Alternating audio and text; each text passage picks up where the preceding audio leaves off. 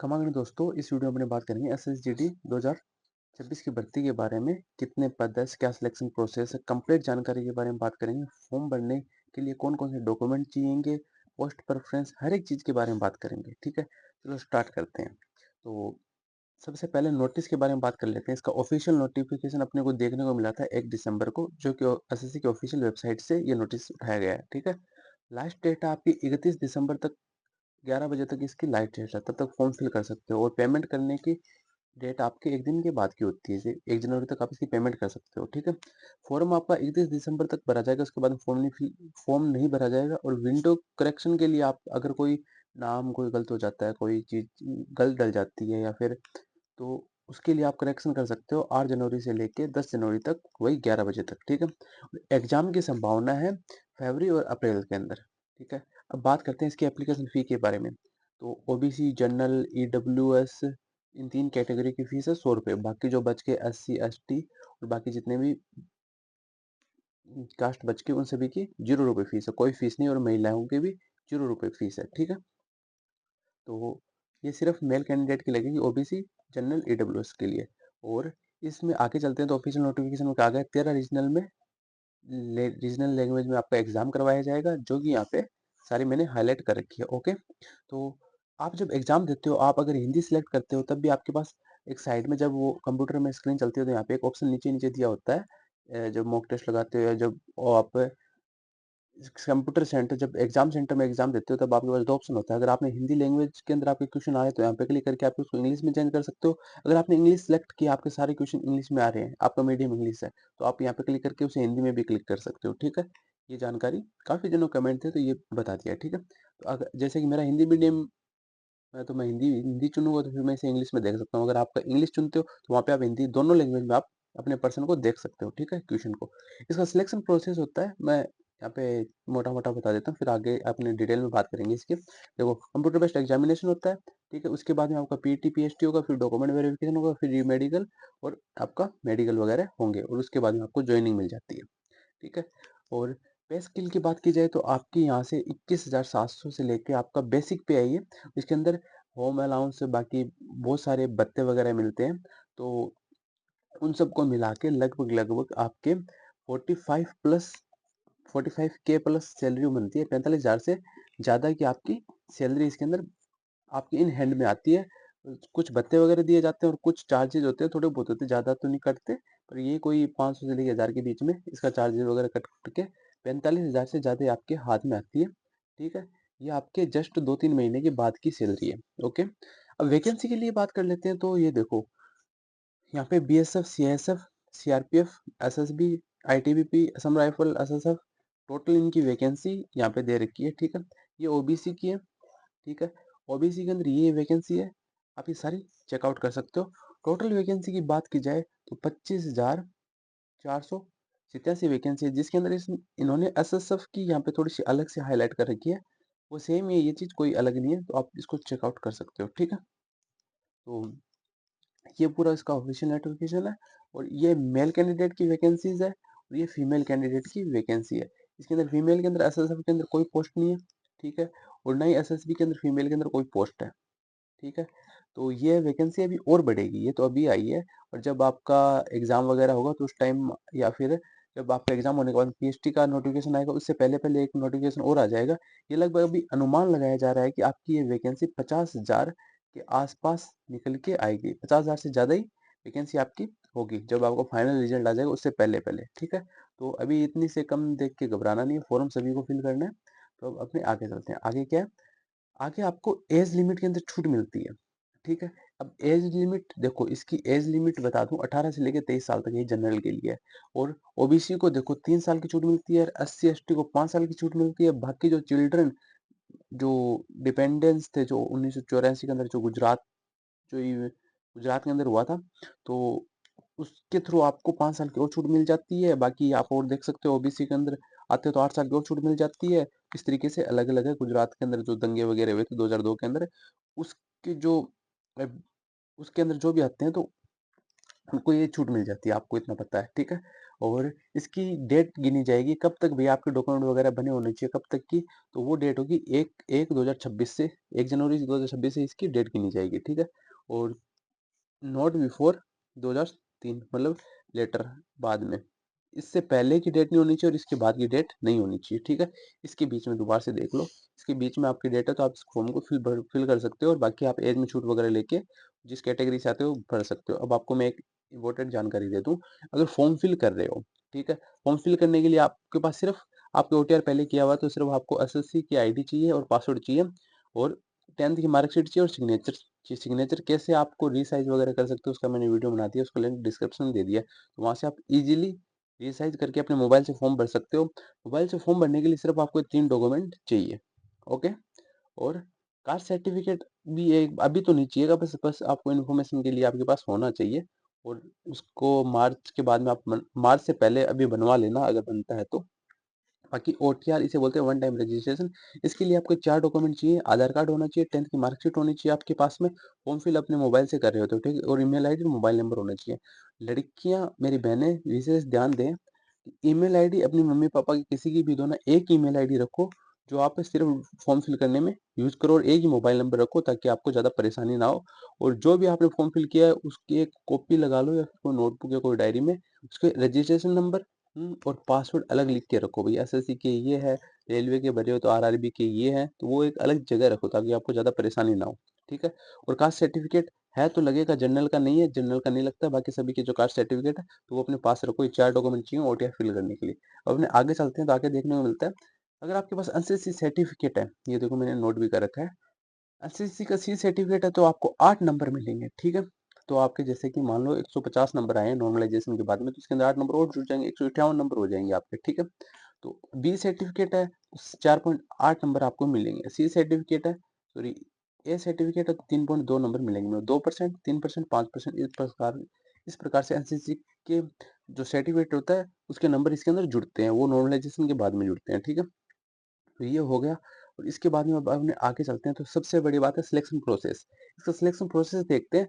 पहले आपका एग्ज़ाम होगा, एग्ज़ाम के अंदर एग्ज़ाम होने के बाद में आपका क्या होगा एक मेरिट निकलेगी। ठीक, कभी ये 2 मेरिट लगाते हैं, कभी 3 मेरिट लगाते हैं। इस बार 3 मेरिट लगी है, ठीक है। इस बार क्या प्रोसेस था, आपका एग्ज़ाम हो गया, एग्ज़ाम होने के बाद में आपके लगभग 1 महीने के अंदर रिज़ल्ट आने के बाद रिज़ल्ट आ गया, रिज़ल्ट के अंदर आपकी फिजिकल के लिए कट ऑफ लग गई, ठीक है? इसमें फिजिकल हुआ और डॉक्यूमेंट वेरिफिकेशन हुआ, ठीक है? नॉर्मली डॉक्यूमेंट वेरिफिकेशन हुआ, उसके बाद में पीएचडी के बाद में आपकी फिर मेडिकल के लिए एक कट ऑफ लगेगी, ठीक है? आपको बता दिया जाएगा इतनी कट ऑफ लगी है, जैसे कि अभी के हिसाब से लगभग 129 के शायद आस-पास कट ऑफ गई थी। अभी इसका एग्ज़ैक्ट नहीं पता कितनी गई थी। उसके आस-पास कट ऑफ गई, फिर मेडिकल के लिए बुलाया, मेडिकल डॉक्यूमेंट साथ में हुआ और अभी इसकी मेडिकल वगैरह कंप्लीट हो गए थे। ये जो पिछली वाली 2025 की भर्ती थी ना, उसके 9 दिसंबर 2025 को मेडिकल कंप्लीट हो गए थे। अब इसका रिज़ल्ट आना फाइनली बाकी है। तो पहले आपका सीबीटी होगा, फिर फिजिकल होगा, फिर मेडिकल और मेडिकल डॉक्यूमेंट साथ में होंगे, फिर आपका री-मेडिकल और डॉक्यूमेंट वेरिफिकेशन फिर से होगा। ओके, ये इसका सिलेक्शन प्रोसेस था। अब बात कर ली जाए कि भैया सिलेक्शन प्रोसेस के अंदर कंप्यूटर बेस्ड एग्जामिनेशन के अंदर क्या होता है, तो आपके टोटल 80 क्वेश्चन आते हैं, ठीक है? 20, 20, 20, 20, ठीक है? 20, 40 और 40, 80, 80 क्वेश्चन आते हैं। प्रत्येक क्वेश्चन 2 मार्क का होता है, ठीक है? 4 सब्जेक्ट आते हैं, रीजनिंग 20 नंबर की आती है, 2 मार्क्स के होने के कारण 40 नंबर का टोटल पेपर हो गया रीजनिंग का, ठीक है? और बी पार्ट के अंदर आता है जनरल नॉलेज, जनरल नॉलेज के अंदर 20 नंबर 20 क्वेश्चन आते हैं, तो 20 क्वेश्चन 40 नंबर के हो गए। और मैथमेटिक्स भी आपकी 20 क्वेश्चन आते हैं, 40 नंबर के हो जाते हैं। इसी प्रकार हिंदी और इंग्लिश ऑप्शनल होती है। हिंदी मीडियम के तो आप हिंदी चुनो या अपनी मर्ज़ी, आप जो भी लैंग्वेज चुनते हो तो आपको उसी लैंग्वेज में आपका एग्ज़ाम होगा। जैसे मैंने हिंदी चुनी तो मेरा हिंदी में एग्ज़ाम होगा, ठीक है? हिंदी भाषा में एग्ज़ाम होगा और लैंग्वेज आपने जो चुनी है वो होगा, जो सब्जेक्ट आपने जो चुना है, सब्जेक्ट शायद आपके फॉर्म के अंदर नहीं चुना जाता, वहाँ पे आपको चुनना होता है। जहाँ आप एग्ज़ाम देते हो, एग्ज़ाम सेंटर में सब्जेक्ट चुनना होता है। फॉर्म के अंदर सिर्फ़ आपको लैंग्वेज चुननी होगी, किस भाषा में आप एग्ज़ाम दोगे, ठीक है? तो जब एग्ज़ाम दोगे तब वहाँ पे आपको एक सब्जेक्ट चुनना होगा। 20 नंबर की हिंदी है, 20 नंबर की इंग्लिश आएगी, ठीक है? या आएगा, इन दोनों में से एक करना होगा और 40 नंबर के क्वेश्चन होंगे, 60 मिनट दिया जाएगा। इसमें खेला यही है कि टाइम थोड़ा कम होता है तो मैनेज करके सारा चलना होता है। जो 60 मिनट के अंदर जो एग्ज़ाम में ज़्यादा से ज़्यादा स्कोर करेगा उसका सिलेक्शन पक्का हो जाएगा। लगभग आपको 140 के आसपास या 40 प्लस ही नंबर चाहिए सिलेक्शन लेने के लिए, ये रियलिटी है। अब आगे बात करते हैं तो ये मैंने आपको पहले ही बता दिया था, तेरा रीजनल लैंग्वेज में इसका एग्जाम होगा। नेगेटिव मार्किंग बात करें, 1/4 है, 1/4 मतलब ठीक है, 8 क्वेश्चन करते हो तो अगर मतलब एक सही क्वेश्चन के नंबर काट लिए जाएंगे। एक क्वेश्चन आपने सही किया है और 8 क्वेश्चन गलत कर दिए, तो कहने का मतलब है कि 1/4 नेगेटिव मार्किंग है, तो आप 8 क्वेश्चन का रिस्क ले सकते हो एक क्वेश्चन के ऊपर। ठीक है, अगर आपका एक क्वेश्चन सही है और 8 क्वेश्चन गलत है तो एक क्वेश्चन के नंबर उड़ जाएंगे आप इस तरीके से। तो ये नेगेटिव मार्किंग बहुत फायदेमंद नेगेटिव मार्किंग होती है, 1/4 बहुत ही कम नेगेटिव मार्किंग है इसकी तुलना में। ठीक है, और आगे बात की जाए, अब इसके सिलेबस के बारे में थोड़ी सी बात कर लेते हैं। इसका इंटेलिजेंट जनरल इंटेलिजेंस जो रीजनिंग का सिलेबस है, इसमें ऑफिशियली तो ये सिलेबस दे रखा है, बाकी इसका मैं एक अलग से वीडियो बना दूंगा जो मतलब वेटेज वाइज जो जो चैप्टर है वो सारे मतलब लगभग रीजनिंग में सारी चीजें दे रखी है, इसमें बस क्लॉक और वो चीज नहीं दे रखी, क्या बोलते हैं, कैलेंडर। ठीक है, बाकी रीजनिंग का नॉर्मल सारी चीजें पूछी जाती है। बात की जनरल नॉलेज के अंदर हर एक चीज पूछी जाती है, ज्यादा अभी करंट अफेयर का ज्यादा वेटेज रह रहा है, जो करंट से जितनी चीजें होती है वो पूछी जाती है। इसमें वैसे बोल्ड भी रखा है नॉलेज ऑफ करंट इवेंट्स। ठीक है, ये सारा करंट इवेंट्स का नॉलेज होना चाहिए आपके पास। बाकी इसमें स्टेटिक्स का भी ज्यादा रोल रहता है, बाकी इसका मैं सिलेबस के अंदर आपको मैं डिटेल से बता दूंगा जब इसका एनालिसिस अपने करेंगे अभी आगे नेक्स्ट वीडियो में। अभी मैथ के अंदर ये सारे चैप्टर है, इसमें टोटल 10 चैप्टर मेन है। इसमें सिलेबस में भी दे रखा है नंबर सिस्टम, ठीक है, fundamentals, arithmetic operation, percentage, ratio, ratio proportion, अनुपात समानुपात, average, interest, profit loss. Interest के अंदर दोनों पूछता है, कंपाउंड इंटरेस्ट और साधारण इंटरेस्ट, एसआई और सीआई। ठीक है, प्रॉफिट लॉस और मेंसुरेशन के अंदर 2D 3D दोनों पूछता है, दोनों से क्वेश्चन आते हैं। Time and distance, ratio and proportion, ratio and time. ठीक है, टाइम एंड वर्क के क्वेश्चन भी ज्यादा पूछे जाते हैं। ये टोटल 1 2 3 4 5 6 7 8 9 10 10 10 चैप्टर से क्वेश्चन आते हैं, 10 चैप्टर है, इन्हीं से ज्यादा क्वेश्चन आते हैं। ठीक है, नंबर सिस्टम इन सभी चैप्टर से आपको एक एक दो दो क्वेश्चन देखने को मिलता है। ठीक है, अब हिंदी की बात की जाए, हिंदी के अंदर ज्यादा कुछ डिटेल में इन्होंने बता नहीं रखा है, इसने बोल रखा है कि बेसिक मतलब बेसिक हिंदी है, बेसिक इंग्लिश है, वही आपसे पूछी जाएगी। बाकी हिंदी के सभी का सिलेबस मैं एक अलग वीडियो बना दूंगा जिसमें आपको वेटेज वाइज हर एक चीज बता दूंगा, और साथ में जो एनटीपीसी की भी भर्ती आ गई है तो उनका भी कम मतलब तुलना करते हुए आपको बेस्ट तरीके से आगे इसमें इन्फॉर्म कर दूंगा। अब बात की जाए पोस्ट प्रेफरेंस की, भैया देखो, पहले एग्जाम पास करोगे उसके बाद में ही आप, सॉरी, ये हो गया। अब आप एग्जाम की बात कर ली, अब बात करते हैं पीईटी और पीएसटी के बारे में। ठीक है, फिजिकल के अंदर क्या होगा, एग्जाम पास करने के बाद में आपको 5 किलोमीटर दौड़नी होगी मेल को 24 मिनट में, और अगर आप फीमेल हो तो आपको 1600 मीटर दौड़नी होगी 8.5 मिनट में। अगर आप ये यहाँ पे देख लो, लद्दाख रीजन, जो कैंडिडेट लद्दाख रीजन से आते हैं उनको 1600 मीटर मेल कैंडिडेट को रेस करनी होगी 7 मिनट के अंदर, और जो लड़कियां लद्दाख रीजन से आती है उनको 800 मीटर दौड़ना होगा 5 मिनट में, क्योंकि वो पहाड़ी एरिया है, तो वहाँ पे जो अपने दूसरे क्षेत्र वाले एरिया है जो पहाड़ी एरिया नहीं है उनकी तुलना में इनको काफ़ी एफर्ट लगाना पड़ता है। इसका रीज़न बाद का और भी काफ़ी सारे रीज़न है, बाकी ये क्राइटेरिया इनका फिजिकल का। फिजिकल के बाद में होगा पीएचटी। पीएचटी का मतलब होता है फिजिकल स्टैंडर्ड टेस्ट, मतलब मापतोल होगी आपकी। बेसिक इसमें हाइट मांगी गई है मेल की जो 170 सेंटीमीटर, फीमेल की 157 सेंटीमीटर। ठीक है, बाकी आपको हाइट के अंदर भी छूट दी गई है, कैसे छूट दी गई है वो आप यहाँ पे चेक कर सकते हो, इसका स्क्रीनशॉट ले सकते हो। देखो, फीमेल की हाइट ये रही। ठीक है, तो इसमें देखो, all candidates belong the schedule tribe, tribal schedule से आते हैं उनको मेल कैंडिडेट को 62.5 सेंटीमीटर की हाइट दे रखी है छूट। ठीक है, और 100 उनकी 150 सेंटीमीटर होनी चाहिए महिलाओं की, और 162 सेंटीमीटर होनी चाहिए मेल की, जहाँ जबकि 170 सेंटीमीटर नॉर्मल दे रखी है, सभी की हाइट 170 सेंटीमीटर होनी चाहिए। बाकी ये जो छूट के हिसाब से आपके यहाँ पे हाइट है, ये देख लो, इसको पढ़ो और इसके हिसाब से आपकी हाइट छूट दे रखी है, ये देख लो। आप जिस भी एरिया से आते हो वहां से आप अपनी हाइट को यहाँ पे वेरीफाई कर लो, और उस हिसाब से आपकी हाइट होनी चाहिए, फिर आप फॉर्म फिल कर सकते हो। ठीक है, ये चीज देख के फिर आप फॉर्म फिल करोगे तो आप आगे आपको दिक्कत नहीं आएगी। और बात की जाए चेस्ट की, तो ये सिर्फ मेल का ही मेजरमेंट होता है चेस्ट, और आपका 80 सेंटीमीटर चेस्ट होना चाहिए, फुला के 5 सेंटीमीटर होना चाहिए।